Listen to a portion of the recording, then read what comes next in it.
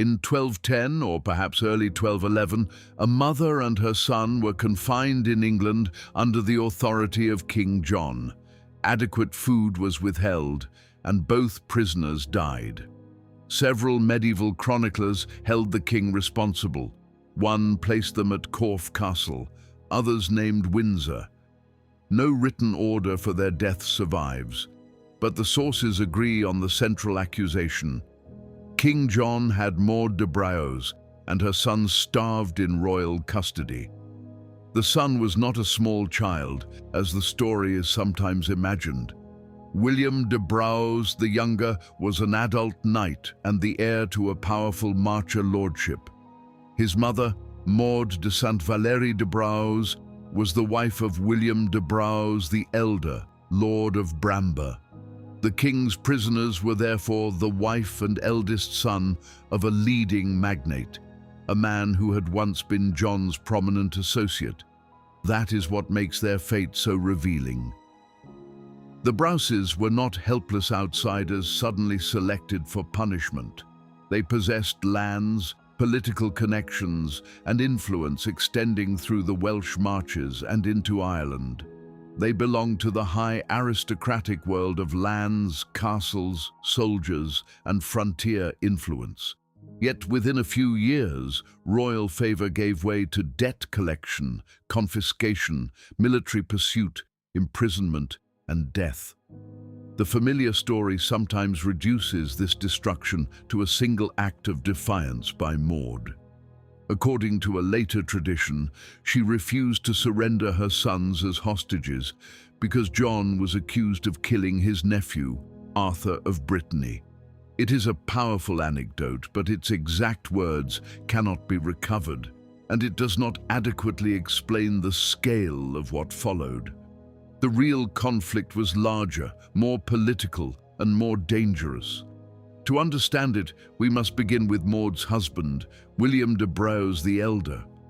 He was a great Marcher lord, based in a political world where England met Wales and where aristocratic power could stretch across several territories. His interests also reached into Ireland, and his family was connected to the influential Lacy family. Such connections made William valuable to the crown, but they could also make him threatening if the king ceased to trust him. John had ruled England since 1199. Like other medieval kings, he governed not only through personal relationships, but through money, land, castles, obligations, and patronage. A magnate's strength rested partly upon royal favor. The king could confirm possessions, grant offices, accept service, demand payment, insist upon hostages, and decide who controlled strategically important properties. When cooperation collapsed, these same instruments could be turned against the former favorite. During 1207 and 1208, the relationship between John and William de Braose broke down. No single surviving incident fully explains when or why distrust began. What emerges instead is an accumulation of pressures, immense debts owed to the crown, disputes over property, questions of castle control, changes in patronage, and anxiety about the Braoses' political connections. Ireland and the Welsh marches made the quarrel more than a disagreement over a private account. Debt was especially powerful because it allowed political pressure to appear as lawful administration. A king did not need to announce that a magnate had become an enemy. He could demand payment, refuse concessions, reclaim rights, and treat failure to meet an obligation as justification for further action. Financial liability could become a lever over lands, heirs, and loyalty. In the Braose affair, the machinery of collection and the politics of royal security became increasingly difficult to separate. The traces of this confrontation survive across the categories of medieval government records, pipe rolls, patent rolls, close rolls, court records, and surveys of feudal obligations. They reveal debts, transfers, forfeitures, royal commands, and changes in control. These are not dramatic prison narratives, they are more impersonal than that. But together they show how a king's suspicion could move through clerks, accounts, officials, property decisions, and orders sent across the realm. This wider context also changes the meaning of Maud's supposed refusal to provide hostages. Hostages were not merely symbolic. They could serve as guarantees of obedience in a world where powerful families commanded castles, followers, and cross-border alliances. A refusal, if it occurred as later writers described, would have mattered, but it belonged to an existing struggle over trust and control. It did not single-handedly transform friendship into vengeance. By 1208 and 1209, the conflict had become dispossession. John seized or redistributed Braose properties as the family's position deteriorated. What had once been a source of strength, their holdings across connected frontier regions, now gave the king multiple points at which to apply pressure. Lands could be reassigned, castles could be demanded, allies could be forced to choose sides. The Braoses were being separated from the political foundations that had made them powerful. William de Braose the Elder and members of his family turned to their wider network. They sought protection through connections reaching into Wales, Ireland, Scotland, and France. But flight did not remove them from politics. It tied their survival to other figures who were resisting John, particularly the Lacy family and Anglo-Norman lords in Ireland, who opposed direct royal intervention. A disgraced magnate seeking refuge could quickly become part of a larger coalition of resistance. For John, this widened the threat. The Braoses were no longer simply debtors whose estates could be taken. Their movements crossed political frontiers, and their associates possessed power of their own. The exact workings of John's mind are lost, but his actions show that he regarded the situation seriously. He was willing to use confiscation at home and military force abroad to break the network sheltering his former associate. In 1210, the conflict moved decisively into Ireland. Between June and August, John personally led a major royal expedition across the sea. This was not a sudden raid organized around one private grudge.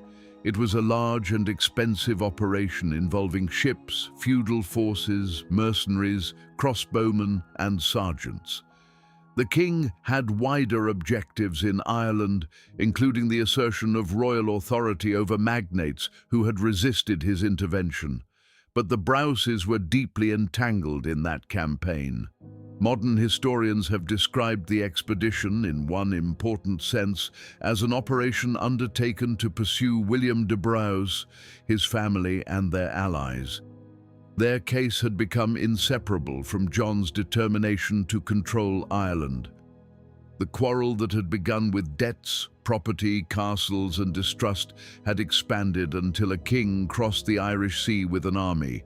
The scale of the response matters. It is tempting to imagine John only as a violent individual acting in anger. Yet his actions against the Braoses were made effective by organized power. Ships carried men and supplies. Soldiers advanced royal objectives. Officials dealt with forfeited property. Political pressure isolated opponents. The Crown could coordinate resources across England, Ireland, Wales, and the surrounding seas. Personal hostility, where it existed, operated through a functioning government. One near-contemporary account places Maud de Braose and her eldest son William at Carrickfergus, along with Hugh de Lacy. Hugh was an important Irish magnate connected with resistance to John. His presence helps explain why the family pursuit and the wider Irish campaign cannot be separated. The Braoses had found shelter among people whose independence the king was determined to challenge. The near-contemporary account known as the History of the Dukes of Normandy and Kings of England, attributed to the Anonymous of Bethune, describes what happened next. According to this writer, Maud and the younger William escaped from Carrickfergus by sea. They travelled by way of the Isle of Man and reached Galloway in southwestern Scotland. It was an attempt to move beyond the advancing reach of the English king. For a short time, the sea route had carried them away from Carrickfergus, but Galloway did not become a secure refuge. Maud and William were captured there and sent back to John while the king was besieging Carrickfergus. The Waverley and Osney traditions also connect their capture with Galloway. Across the surviving accounts, this was the decisive reversal. Before Galloway, Maud and her son were fugitives. After Galloway, they were royal prisoners. Their capture also gave John leverage over the absent head of the family. Maud was the wife of William de Braose the elder. The younger William was his adult son, knight and heir. Holding them meant holding two people central to the survival and succession of the Braose line. Whatever negotiations, demands, or calculations surrounded their custody, the imbalance of power was now absolute. They were returned to John while his Irish campaign was still underway. After the expedition, the king went back to England, and Maud and William were confined there under his authority. From this point, the surviving administrative record that illuminates the family's political destruction gives way to narrative sources describing the prisoner's fate. Those sources are not perfectly consistent, but their shared accusation is unmistakable. The Anonymous of Bethune says that John imprisoned mother and son at Corfe Castle. Corfe was therefore long associated with the story, and later retellings often treated it as the certain location. But two other medieval traditions, the Annals of Waverley and Osney, placed the starvation at Windsor. It is possible that the captives were held at more than one location, but the surviving evidence does not establish a transfer. The responsible answer is therefore not to choose the more dramatic castle. Maud and William were confined in England under royal authority, but whether they died at Corfe or Windsor remains unresolved. No surviving chamber can be identified as their prison, and there is no basis for stories that they were thrown into an oubliette, sealed behind a wall, or buried alive. The disagreement over place might seem to weaken the entire account. In fact, it shows how medieval evidence often works. Chroniclers could preserve the same central event while differing about its circumstances. The anonymous names Corfe, Waverley and Osney name Windsor. Yet all three traditions report that Maud and her son died through starvation while they were prisoners of the king. The Anonymous of Bethune gives the most detailed version. It says that the prisoners were left with a single sheaf of oats and a side of raw or uncooked bacon. When the prison was opened 10 days later, both were dead. These details are stark, but they come from one narrative source. They are not confirmed by a surviving prison account, ration list, or order from John. That distinction is important. The ration and the 10-day period may preserve real information, but they cannot be treated with the same confidence as the broader conclusions supported by multiple traditions. The Anonymous was near contemporary to the events, yet is not established as an eyewitness to the final days. The writer tells us how the story was being recorded close to John's reign, not that every detail can be independently verified. The same account adds an even more disturbing allegation, that Maud consumed part of her son's face before she died. No other source confirms this. Such a claim may have developed from rumor, moralizing, or literary embellishment intended to show the extremity of the punishment.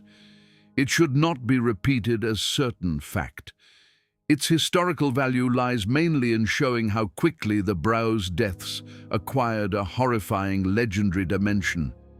Remove that sensational element, however, and the core of the story remains. Waverley and Osney did not need the anonymous's most shocking detail to preserve the accusation of starvation. Their agreement supports the conclusion that Maud and William died because they were deprived of adequate food in royal custody. Their deaths most probably occurred in 1210, though the possibility of early 1211 cannot be excluded.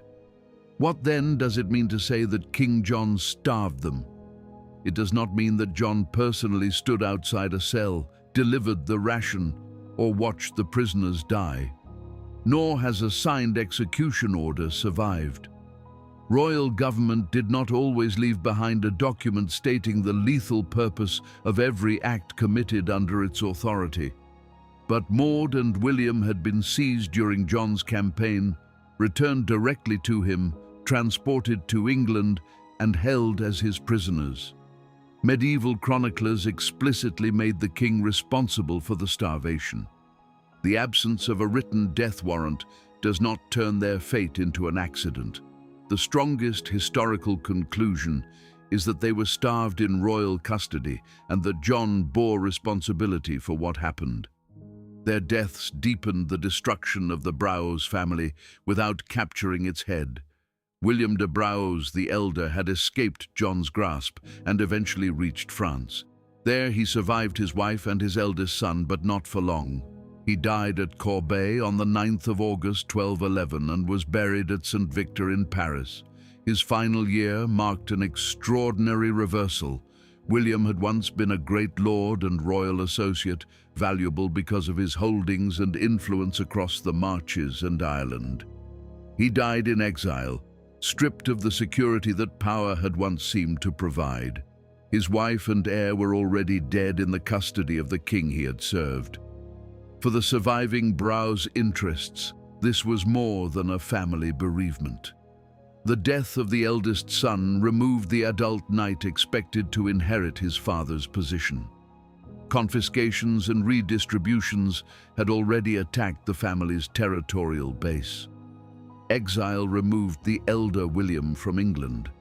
Starvation eliminated two captives who embodied the household's marriage alliance and succession. Political destruction and personal destruction had converged.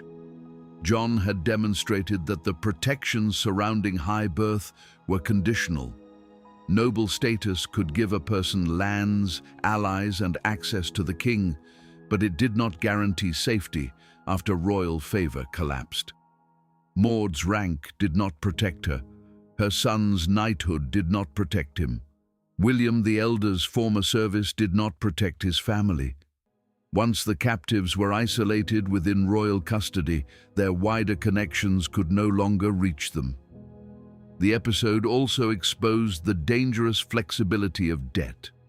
A financial obligation could be pursued as a legal claim, but in a political struggle, it could also help dismantle a rival's position. Demands for payment led into forfeiture. Forfeiture weakened access to land and castles. Dispossession encouraged flight. Flight brought the Braoses into closer association with John's opponents. Those associations then tied them to the broader campaign against John's opponents. Each stage increased the pressure of the next. The family's efforts to survive made them appear more dangerous to the king, while the king's aggression made resistance and escape more necessary. By the time Maud and her son reached Carrickfergus, their fate was bound to the struggle over royal authority in Ireland. By the time they were captured in Galloway, their options had narrowed to whatever treatment John's government chose to provide. This is why the Irish expedition belongs at the center of the story. The starvation did not emerge from an isolated dungeon drama. It followed a major operation in which the king mobilized ships, money, specialist soldiers, feudal forces, and administrative support. The same royal system capable of transporting an army across the Irish Sea could take two captured fugitives across the sea in the opposite direction and place them beyond the help of their allies. The Braose catastrophe became part of the atmosphere surrounding the final years of John's reign. Magnates could see that a former favorite had been pursued through debts, dispossession, military intervention, and custody. The deaths of Maud and William were not the direct cause of Magna Carta in 1215. John's later confrontation with his barons had many causes, but the episode helps explain the fear and distrust in which that confrontation developed. It also helps explain John's enduring reputation. Later generations remembered a king accused not simply of defeating an opponent, but of using captivity to destroy a mother and her adult son. The uncertain details encouraged legend. The disputed castle became a particular dungeon. The single-source ration became established fact, and the most shocking allegation overshadowed the political conflict that had brought the prisoners there. Yet the documented story is disturbing enough without those additions. A powerful lord fell from favor. Royal demands tightened around his money, properties, castles, and alliances. His family fled across interconnected frontiers. The king crossed into Ireland with a major force. According to the Anonymous of Bethune, Maud and her son escaped Carrickfergus, passed by the Isle of Man, reached Galloway, and were captured. Returned to John, they entered royal custody and never emerged alive. The lasting significance of their deaths lies in that sequence. It reveals how concentrated power could move from an account book to a confiscated estate, from a confiscated estate to an army, and from an army to a prison. John did not need to carry out every act personally. His authority connected them, and medieval writers placed responsibility for the fatal result upon him. Maud de Braose and William the Younger should therefore be remembered neither as characters in an embellished dungeon legend nor as anonymous victims. They were members of a leading political family caught in a struggle over royal control. Their rank made their destruction more visible, but it could not prevent it. And that is the darkest layer of the story. The king who had once relied upon the Braoses turned the machinery of kingship against them. Records, property, ships, soldiers, capture and confinement all narrowed the family's world until two prisoners were left entirely within royal power. Corfe or Windsor, whatever the exact duration, the central conclusion remains. A mother and her adult son were starved to death, and medieval England remembered King John as the man responsible.